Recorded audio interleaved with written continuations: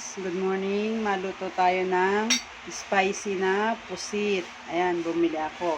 Unang gagawin muna natin ngayon is natin yung pusit, papakuluan natin siya na may asin. Dito, ayan o. Pag kumulo yan, lagyan na natin siya ng asin. Ayan, ayan yung asin. Para hindi masyadong makunat ang pusit.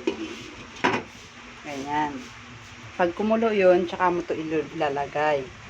Gagawa tayo ng sauce ng adobo.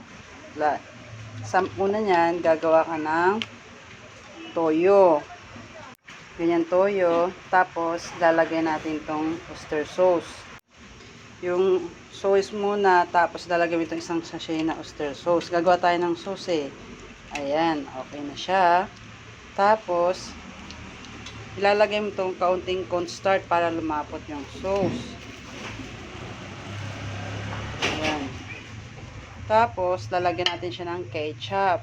Hot spicy ketchup. Kasi nga, adobong spicy ang luto natin ng ayan. Lalagay natin yan para lumapot. Ayan.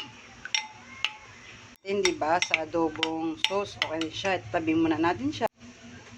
Kumulo na, ilalagay na natin yung pusit. Lulutuin natin siya sa pinakulong tubig na may asin.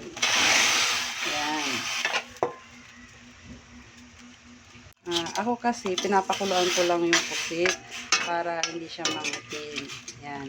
Kasi ito madali lang luto to para hindi makunat ang pusit. Papakuluan mo lang siya. Pag naging luto na yung puset, saka tayo mag-iisa ng mga rekado. Ganyan. Lapit na siyang maluto yung pusit. Ayan. Pinakulo ko lang yan guys ha.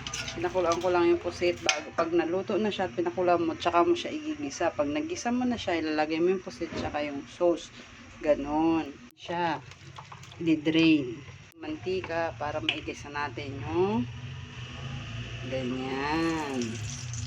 Lalagay na natin yung ginger.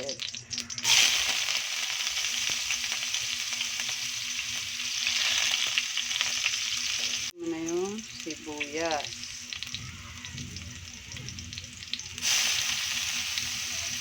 Ayan. Yung sibuyas, lalagay mo na itong bawang. Sibuyas, bawang, luya.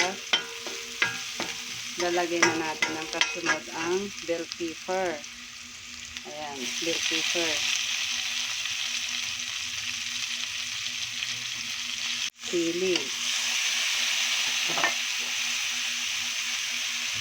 Lalagay na natin yung pusit. Lalagay na natin yung pusit.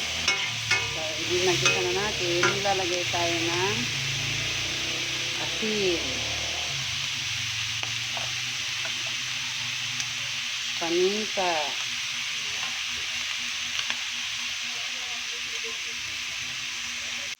lagyan natin ng wow sarap para magpasarap sa ating adobong pusit. Nagisa na natin, tsaka mo siya ilalagay yung ginawa natin na sauce.